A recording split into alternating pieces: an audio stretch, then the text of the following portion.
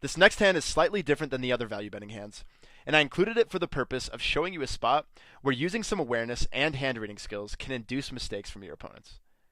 Opponent reads in this hand are definitely relevant. We've played each other one other time before this match, and I think I won a couple of binds off him.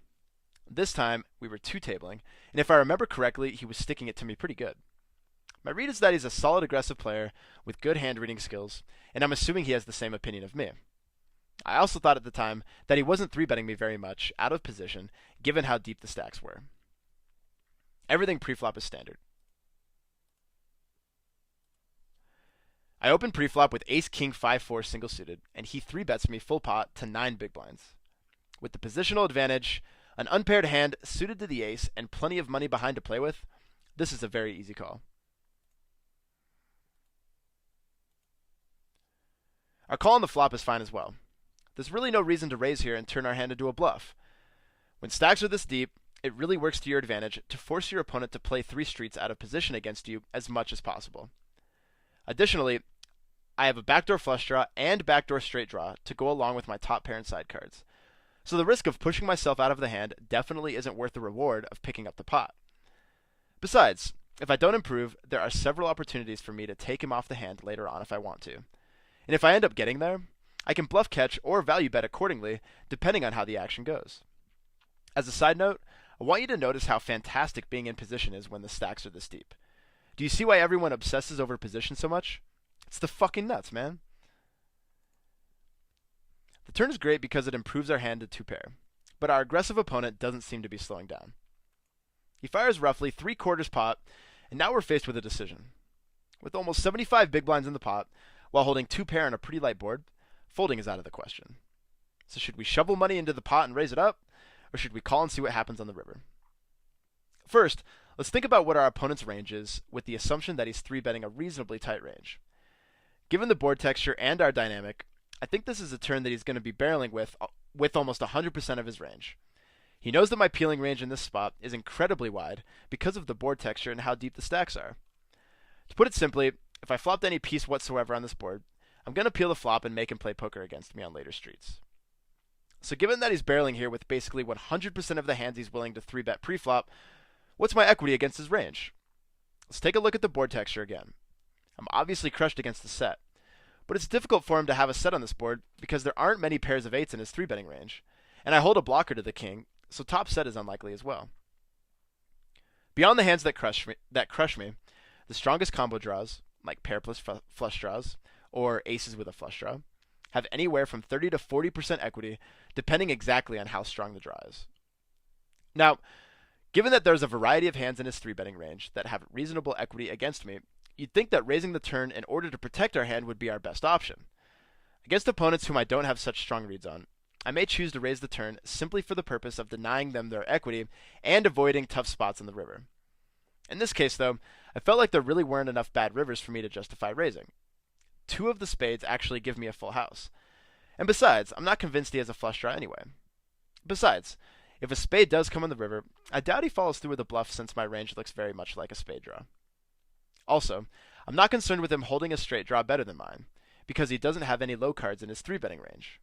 Any card higher than a 9 could counterfeit my 2-pair, but again, based off of card removal and my reads on the opponent, I'm not especially concerned with that either.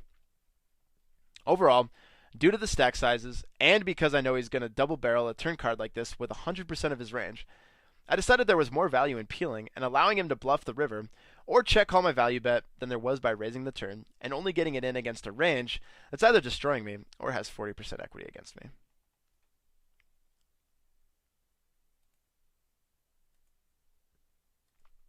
And like I said, I decided to peel his turn bet.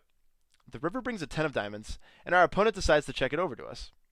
Now, remember from the slides that one of the best spots for utilizing a small value bet is for the purpose of inducing a check raise from your opponents. At the time, I felt like this was a great spot to give it a shot, and here's why. First, the main benefit of betting small here is that it forces him to make a mistake in one way or another. If he folds, he could be making a mistake because I'm getting such a great price on my bluff. If he calls, I almost certainly beat the type of hands he bluff catches with.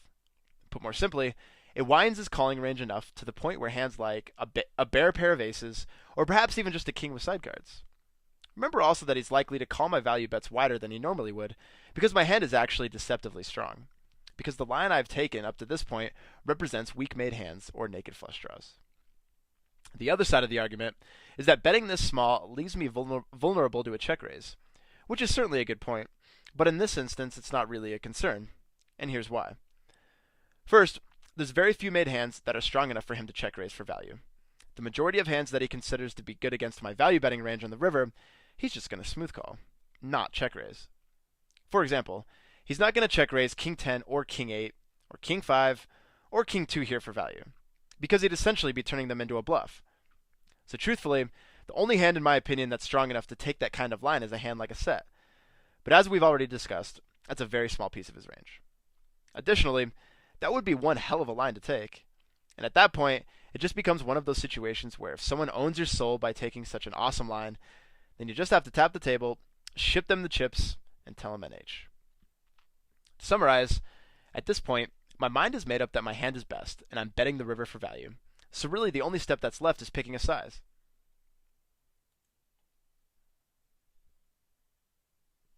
After some deliberation, I settled on betting a little more than third pot, 75 into 212. And after tanking for a few seconds, my aggressive opponent fell for the bait, check raised me all in on the river, and in true PLO QuickPro fashion, we snapped him off with the best hand. Now, I want to mention something about how check raising on the river affects our approach to value betting before we move on to the next hand. See, the fact of the matter is that this type of scenario being played out doesn't happen very often, because frankly, most players don't check raise the river very often, particularly as a bluff. In most cases, they'll just check call or check fold, which if you recall from the slides, is one of the reasons I recommended defaulting towards betting for thin value on the river instead of checking back. Again, one of the reasons why betting small for value on the river against a weak check calling range works so well is because the majority of opponents will never check raise bluff you on the river. In their minds, their only options are to check call or check fold, not check raise. What this means is that players are extremely exploitable in spots like this. This obviously changes as you move up past the mid stakes, where the players are better at hand reading and more willing to take creative lines. But at the lower limits, this is a spot where you can literally just print money. What I'm saying is that when you're considering making a thin value bet, don't let the threat of them seeing through your bet and check raising you light deter you from going for thin value. Simply value bet your hand for the amount you think it's worth, and if you get check raised, just fold and assume they have it. Because let me tell you, the overwhelming majority of the time that a player check raises you on the river, they will have it. Trust me on this.